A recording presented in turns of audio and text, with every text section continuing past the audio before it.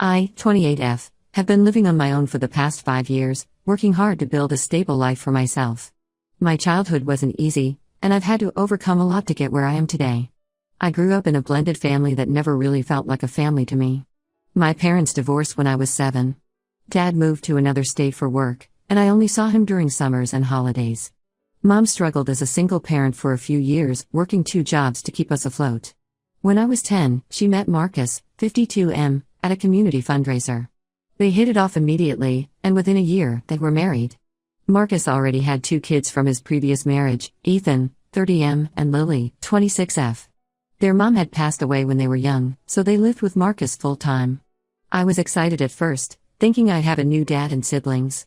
But things didn't turn out as I'd hoped. From the beginning, it was clear that Ethan was the golden child in Marcus's eyes. He was a star athlete in high school, always bringing home trophies and making Marcus beam with pride. Lily and I got along well, but she was quieter and often faded into the background. My mom tried to balance things out, but she often ended up siding with Marcus to keep the peace. I remember one Christmas when I was 14. I had asked for a laptop for school, while Ethan wanted the latest gaming console. Come Christmas morning, Ethan got his console, and I got a refurbished desktop computer that could barely run the software I needed for my classes. When I expressed my disappointment, Mom just said, "We'll upgrade it soon, honey," but that never happened. As we grew older, the preferential treatment became more apparent. Ethan got driving lessons and a car for his 16th birthday. When my 16th came around, I was told I could use Mom's old car if I needed it. For prom, Ethan got a designer tux and limo rental. I had to buy a second-hand dress and carpool with friends. The disparity was most evident when it came to college. Ethan got a full ride from our parents, including tuition, accommodation, and a generous monthly allowance. When it was my turn to go to college, I was told that the college fund had been depleted. I had to take out student loans and work part-time jobs to make ends meet. Despite the unfair treatment, I worked hard and graduated with honors. My first job out of college was as a junior copywriter at a small marketing firm. The pay wasn't great, but it was a foot in the door. I lived in a tiny studio apartment and ate ramen more often than I'd like to admit, but I was determined to make it on my own. Over the next few years, I slowly climbed up in my career. I switched companies twice, each time for a better position and pay. I now work as a senior content strategist at a reputable digital marketing agency. I have a decent 1-bedroom apartment in a nice part of town and a job that I genuinely enjoy. I've also managed to pay off most of my student loans, which feels like a huge achievement. Throughout this time, my relationship with my family remained strained. I'd visit for major holidays, but I always felt like an outsider. Ethan continued to be the center of attention, even though his achievements after college were mediocre at best. He jumped from job to job, never seeming to find his footing, but our parents always praised him for exploring his options. Last week, I got a call from my mom. She sounded stressed and asked if I could meet her for coffee. When we met at our local cafe, she looked tired and worried. After some small talk, she dropped a bombshell on me. Apparently, Ethan had lost his job 6 months ago, and hadn't been able to find a new one. He'd been living off his savings and some help from our parents, but now he was completely broke. To make matters worse, his girlfriend of 3 years had just broken up with him and kicked him out of their shared apartment. My mom then asked if I could let Ethan stay with me for a while until he got back on his feet. I was shocked. After years of being treated like a second-class citizen in our family, they now wanted me to open my home to Ethan? I told my mom that I needed some time to think about it.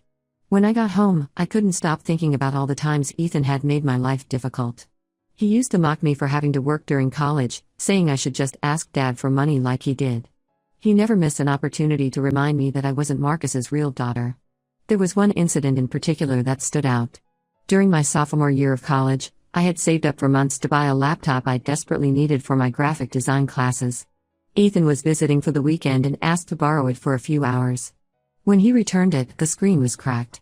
He claimed it was an accident, but he refused to pay for the repairs, saying I should have gotten the insurance. Our parents sided with him, and I had to work extra shifts for weeks to get it fixed. After a lot of thought, I called my mom back and told her that I couldn't let Ethan stay with me. I explained that we never had a good relationship and that I didn't feel comfortable having him in my personal space. My mom got upset and said I was being selfish. She reminded me of all the times they had helped me, which weren't many, to be honest. Marcus called me later that day and berated me for refusing to help family. He said that Ethan was going through a tough time and needed support. He brought up how they had always been there for me, conveniently forgetting all the times I had to fend for myself. I stood my ground and told him that I wasn't responsible for Ethan's problems. Now, my entire family is mad at me. My mom keeps sending me guilt-tripping texts, saying things like I thought we raised you better than this and family should always come first. Marcus has been telling other family members that I'm heartless and ungrateful. Even some of my extended family members have reached out to tell me I should reconsider. My Aunt Carol, who I've always been close to, called me yesterday. She said she understood why I was hesitant but suggested I give Ethan a chance. She reminded me of how she had taken me in for a summer when things were really tough at home during my high school years. I appreciated her kindness, but I also reminded her that my situation with Ethan was different. I feel like I'm justified in my decision. I worked hard for everything I have, and I don't think I owe Ethan anything. My apartment is my safe space, and the thought of having Ethan there makes me anxious. Plus, knowing Ethan, I'm worried that if I let him stay for a while, it would turn into an indefinite arrangement. But the constant pressure from my family is making me doubt myself. Am I being too harsh? Should I give Ethan a chance despite our past? Am I the asshole for refusing to let my stepbrother move in with me? Update 1. It's been about 3 weeks since my last post, and a lot has happened. First of all, thank you to everyone who commented and offered support. Your words really helped me stand firm in my decision. A few days after I refused to let Ethan move in, my mom showed up at my apartment unannounced. I had just gotten home from work and was about to start making dinner when I heard the doorbell. When I opened the door and saw my mom standing there, looking tired and upset, I knew this wasn't going to be a pleasant visit. I invited her in, and we sat down in my small living room. She started crying almost immediately, begging me to reconsider my decision about Ethan. She said that he was sleeping on their couch and that it was causing problems between her and Marcus. Apparently, Marcus was stressed about having Ethan back home and was taking it out on my mom. She looked so defeated as she told me this, and for a moment, I felt a pang of guilt. But then I remembered all the times I had needed their support and didn't get it. Like when I had to skip my best friend's wedding because I couldn't afford the trip, and they refused to help me out. Or when I had a health scare last year and had to deal with it alone because they were too busy planning Ethan's elaborate 30th birthday party. I took a deep breath and told her again that I wasn't going to let Ethan stay with me. I explained that while I sympathized with their situation, I wasn't comfortable having Ethan in my personal space. I also pointed out that Ethan was a grown man and should be able to figure out his own living situation. That's when my mom dropped another bombshell. She confessed that the reason they were so desperate for me to take Ethan in was that Marcus had lost his job too. Apparently, the company he worked for had been downsizing, and Marcus was one of the employees let go. They were struggling financially and couldn't afford to support Ethan anymore. I was shocked. I asked my mom why they hadn't told me about Marcus losing his job before. She said they were embarrassed and didn't want me to worry. She also admitted that they had hoped Ethan would find a job quickly and move out, but that hadn't happened. I felt a mix of emotions, anger at being kept in the dark, sympathy for their situation, but also frustration that they still expected me to solve their problems. It was like being a teenager again, watching them bend over backwards to help Ethan while expecting me to just figure things out on my own. I told my mom that while I was sorry about their situation, it didn't change my decision. I suggested that Ethan could look for a roommate or a cheaper place to rent. I also recommended some job search websites and local employment agencies that might be able to help both Ethan and Marcus. I even offered to help Ethan update his resume if he wanted, thinking maybe this could be a way to help without having to let him move in. My mom left feeling dejected, but I felt like I had made the right choice. However, the drama didn't end there. A few days later, I got a call from Ethan himself. It was the first time we had spoken directly in years. The last time we had a real conversation was at our grandmother's funeral 2 years ago, and even then, it was just awkward small talk. Ethan started off by apologizing for how he had treated me in the past. He said he realized how unfair it had been and that he was truly sorry. He talked about how losing his job and going through a breakup had made him reevaluate his life. For a moment, I felt a glimmer of hope that maybe we could start to mend our relationship. But then Ethan's true colors showed. He said that since he had apologized, I should let him move in with me. He even had the audacity to say that I owed him for all the times he had protected me in high school, which never happened, by the way. When I refused again, he got angry and started yelling at me over the phone. He called me selfish and ungrateful, saying that I had always been jealous of him and that I was enjoying seeing him struggle. I hung up on him mid-rant. It was clear that his apology wasn't sincere and that he was just trying to manipulate me. This incident only reinforced my decision to keep my distance from him. The family pressure has intensified since then. My Aunt Carol, who had initially been understanding, called me again to say that I should be more compassionate because family is family. My younger cousin messaged me on Facebook, saying I was being mean to Ethan and that I should remember all the good times we had growing up, which were few and far between, to be honest. Even my dad, who usually stays out of family drama, called me. He said that while he understood my position, he thought I should consider helping Ethan out, if not by letting him move in, then maybe by lending him some money. I was hurt that even my dad, who knew how I had struggled, was asking me to help Ethan. It seems like the whole family has taken sides, and most of them are not on mine. I've been getting passive-aggressive comments on my social media posts, and family members have been coincidentally running into me around town to talk about the situation. Despite all this, I'm staying firm in my decision. I've decided to take a break from social media and have limited contact with my family for now. It's not easy, but I know it's necessary for my mental health. I'm focusing on my work and my own life. I've started volunteering at a local animal shelter on weekends, which has been a great way to de-stress and meet new people outside of my family drama. I'm also considering adopting a cat, something I've always wanted to do but couldn't because Ethan is allergic and it might have prevented him from visiting, not that he ever did it anyway. I'll update again if anything significant happens. Thanks again for all your support. It means a lot to know that there are people out there who understand and support my decision. Update 2. It's been about 2 months since my last update, and things have taken an unexpected turn. About 3 weeks ago, I ran into my stepsister, Lily, 26F, at a coffee shop. Lily is Marcus's daughter from his first marriage, but unlike Ethan, she and I always got along well.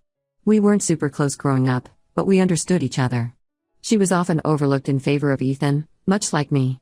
Lily moved to another state for work a few years ago, so we hadn't seen each other in a while. When I saw her at the coffee shop, it was a pleasant surprise. We decided to catch up over coffee, and that's when I learned some shocking information. Lily told me that Ethan had been lying about his job situation. He hadn't lost his job 6 months ago as he claimed. In reality, he had quit his job almost a year ago because he thought he could make it big as a day trader. Apparently, he had attended some get-rich-quick seminar and was convinced he could make millions by trading stocks. Ethan had blown through his savings trying to get rich quick in the stock market. When he ran out of money, he started borrowing from our parents, telling them he was just going through a rough patch while job hunting. Lily found out because Ethan had tried to borrow money from her too, but she refused. I was furious when I heard this. All this time, my family had been pressuring me to help Ethan, and it turns out he had created this situation himself through his own poor decisions. I felt betrayed and manipulated. Lily also shared that she had tried to talk to our parents about Ethan's behavior, but they wouldn't listen.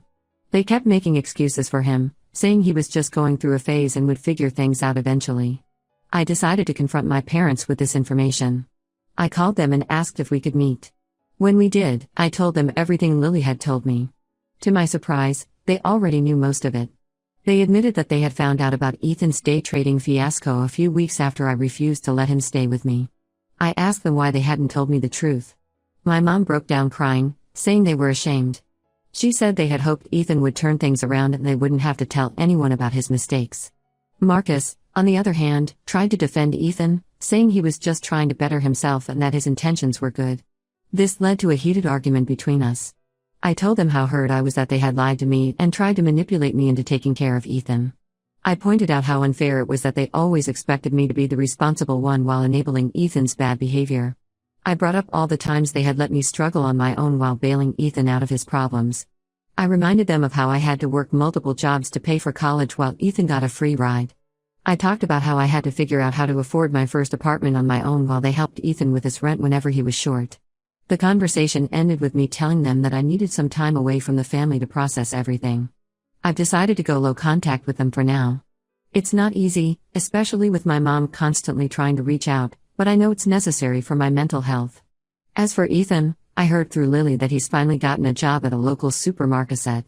It's not much, but at least he's working. He's still living with our parents, but apparently, they've given him an ultimatum to find his own place within the next 3 months. Part of me hopes this will be the wake-up call he needs, but another part of me is skeptical that anything will really change. This whole situation has been a wake-up call for me about the dynamics in our family. I'm starting to realize that I need to set stronger boundaries. I'm considering seeing a counselor to help me navigate these family issues and to work on building a healthier relationship with myself. I'm grateful for Lily for being honest with me. We've been talking more regularly now, and it's nice to have at least one family member I can trust. We're planning to meet up for dinner next week to catch up properly. I'll update again if there are any more developments. Thank you all for your continued support. Update 3. It's been about 6 months since my last update, and I wanted to share some final thoughts on this situation. After going low contact with my family, I focused on my own personal growth. I started seeing a counselor, as I mentioned in my last update, and it's been incredibly helpful. We've been working on setting healthy boundaries and dealing with the lingering effects of my childhood experiences.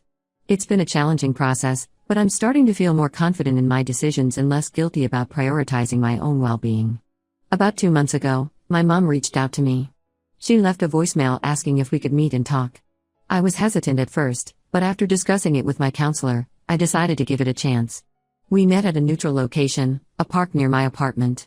To my surprise, my mom came alone, without Marcus. She apologized for how they had handled the situation with Ethan and for not being more supportive of me over the years. We had a long, honest conversation about our family dynamics. It was difficult, but also cathartic. She admitted that they had always expected more from me because I seemed more capable, which wasn't fair. She also acknowledged that they had enabled Ethan's behavior for far too long. While we're not completely okay, we're slowly rebuilding our relationship. We've started having weekly phone calls, and she's making an effort to ask about my life and interests without bringing up Ethan or family drama. It's a small step, but it feels like progress. Marcus, on the other hand, has remained distant. He's still upset that I didn't help Ethan, but I've come to terms with the fact that I may never have a good relationship with him. My mom told me that he and Ethan had a big argument recently, which led to some tension in their household. I'm trying not to get involved in that situation. Speaking of Ethan, he's finally moved out of our parents' house. He's sharing an apartment with a coworker from the supermarket and seems to be slowly getting his life together. My mom mentioned that he's enrolled in some online classes to improve his job prospects. We're still not on speaking terms, and honestly, I'm okay with that. Maybe someday we'll be able to have a civil relationship, but for now, I'm comfortable keeping my distance. Lily and I have grown much closer over these past few months. She's been a great support system, and we're planning a sister's trip next summer. We've been sharing our experiences growing up in our blended family, and it's been healing to know that I wasn't alone in feeling overlooked. As for me, I'm doing well. I've gotten a promotion at work to team lead, which comes with more responsibilities but also a nice pay raise. I've started taking photography classes in my free time, something I've always wanted to do but never had the time or money for before. I adopted that cat I mentioned in my last update, a sweet tabby named Milo who's become my constant companion. I'm learning to prioritize my own well-being and happiness. I've started saying no more often to things I don't want to do, and I'm surrounding myself with positive people who support and encourage me. This whole experience has taught me a lot about standing up for myself and not letting others' expectations dictate my life. It wasn't easy, but I'm proud of myself for holding my ground. I've realized that sometimes, the healthiest thing you can do for yourself is to create some distance from toxic family dynamics. I'm not sure what the future holds for my relationship with my family. I'm taking it one day at a time, setting boundaries where needed, and allowing myself to hope for better days ahead. But more importantly, I'm focusing on building a life that makes me happy, surrounded by people who truly care about me. Thank you to everyone who supported me throughout this journey. Your advice and encouragement meant more than you know. To anyone out there dealing with similar family issues, remember that it's okay to prioritize your own well-being. You're not responsible for fixing other people's problems, especially at the cost of your own mental health.